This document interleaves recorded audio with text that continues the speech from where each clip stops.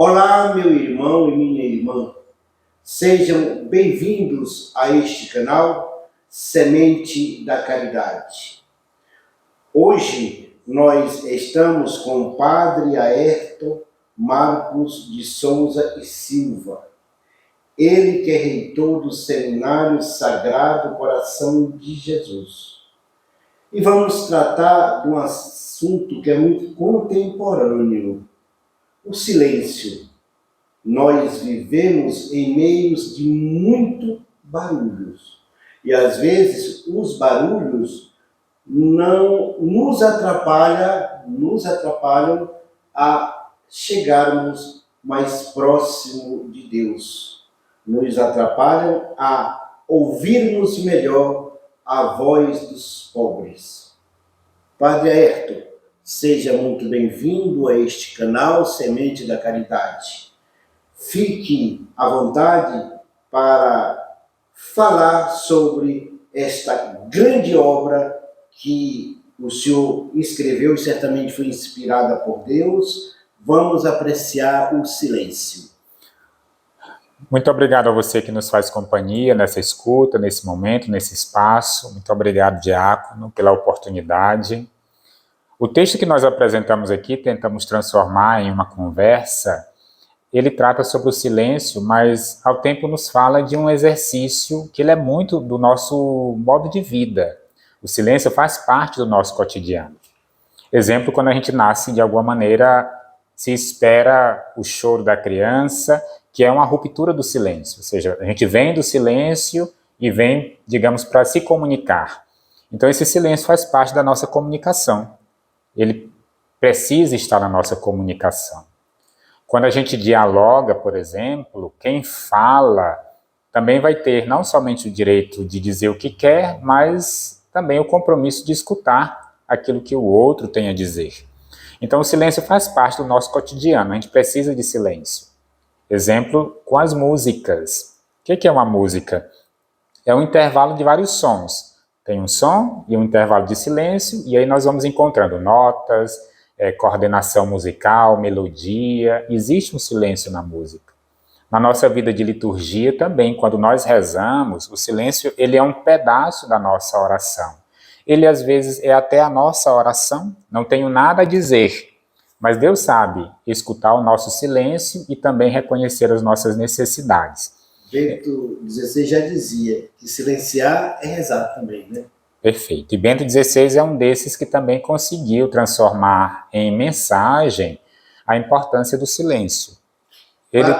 Pode falar. Ele também é uma dessas inspirações para o nosso texto. Também tem aí algumas citações dele, onde ele fala que o silêncio ele está ao lado da palavra. Os dois precisariam caminhar juntos. Nas nossas liturgias, Padre, nós vemos muitos barulhos, inclusive o barulho que quebra o valor do silêncio.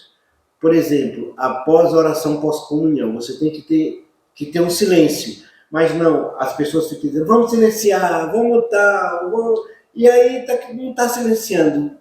O que é que o senhor nos diz sobre isso? O senhor que é professor do seminário e que realmente ensina os padres a rezar, a cantar, a gritar, mas a silenciar. Existe na liturgia, claro, dentro do próprio ritual, espaços para o silêncio, para dizer que o silêncio faz parte da liturgia. A gente nem precisa criar espaço para o silêncio. Ele já faz parte do ritual próprio de cada liturgia. Exemplo, nem sempre a gente precisa acentuar ou dizer que o silêncio é necessário na liturgia ou a gente precisa cobrá-lo. Entre a leitura e o salmo, há aquele intervalo onde o leitor conclui e o salmista vai iniciar a oração do salmo, e ali é um espaço de silêncio, não é imediato. Então tem um espaço ali que ele não precisa ser anunciado como espaço do silêncio, mas ele precisa existir porque ajuda, inclusive, na própria oração. E, padre, o senhor até se assustou quando ele ligou o seu livro aqui, ó. Não é um livro para ler, não. É um livro para vivenciar, porque ele nos apresenta etapas. Você lê um capítulo e no final do capítulo ele te dá uma tarefazinha para você fazer, né? ele é uma pedagogia. São 3 etapas, 3 capítulos que nos dá realmente a oportunidade de vivenciar o que está escrito. A sua leitura, a sua visão está muito correta. O silêncio, ele não é só uma decisão, ele nos educa. Tanto que os 3 propósitos ou as 3 tarefas estão dentro dos 3 capítulos como um exercício de autoeducação. O primeiro é para nos treinar e nos ajudar a refletir sobre a importância de escutar o outro. Então, a primeira pedagogia é ouvir. Vamos treinar os nossos ouvidos para ouvir o que as pessoas têm a nos dizer, para o nosso ambiente, o que ele tem a nos comunicar. Um momento segundo, ou o segundo capítulo e a segunda proposta, seria o falar. O que a gente diz, o que a gente tem dito, o que a gente talvez precise repensar no nosso linguajar, no nosso vocabulário, que palavras a gente poderia tirar do nosso cotidiano, para a gente, quando for falar com os outros, a gente tenha mais utilidade, que a nossa fala também seja um serviço, que ajude as pessoas. Então daí a gente treina não falar qualquer coisa, não falar de qualquer jeito, peneirar aquilo que a gente quer dizer. Aí o terceiro passo, que seria o terceiro capítulo, ou uma terceira etapa do silêncio, é juntar a escuta e a fala, que é o que nós dizemos a pedagogia do diálogo. É a etapa de, depois de saber ouvir, depois de aprender a falar, aí sim, treinar e promover o diálogo. O silêncio, ele nos leva para a conversa. Eu vou escutar e no diálogo também eu vou falar. Eu tenho o direito de falar e também tenho o dever de escutar. Então, o silêncio nos leva para nos educar nas nossas conversas. E para encerrar a nossa conversa aqui na página 23, tem algo assim que me tocou bastante, sublinhei várias vezes, li várias vezes. Mas eu não vou ler não, eu prefiro que o autor leia com todos os parágrafos, as vírgulas, que eu não quero confundir. É só um pequeno trecho de um bonito poema de Fernando Sabino, quando ele nos diz assim: de tudo ficaram 3 coisas.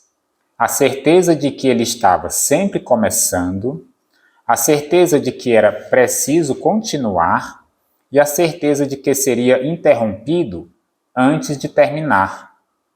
Fazer da interrupção um caminho novo, fazer da queda um passo de dança, do medo uma escada, do sono uma ponte, da procura um encontro. É um texto simples, também para nos falar do silêncio. É um caminho que nós iniciamos, caímos, reaprendemos, aprendemos a interromper a nossa fala, aprendemos a treinar a nossa escuta. É ao fim, um poema para incentivar também o silêncio como uma pedagogia. Isso aí é só um spoiler do livro, meus irmãos e minhas irmãs. Se vocês querem adquirir este livro, vão nas livrarias católicas, ele está à disposição. E isso aí, com este livro, você não vai gastar dinheiro não, viu, padre? Né? É de graça. Porque é um investimento que você faz em você. Muito obrigado, Padre Aerto. A você, meu irmão e minha irmã, dê o seu like, inscreva-se no nosso canal. Assim você participa da nossa família Semente da Caridade. Fiquem com Deus.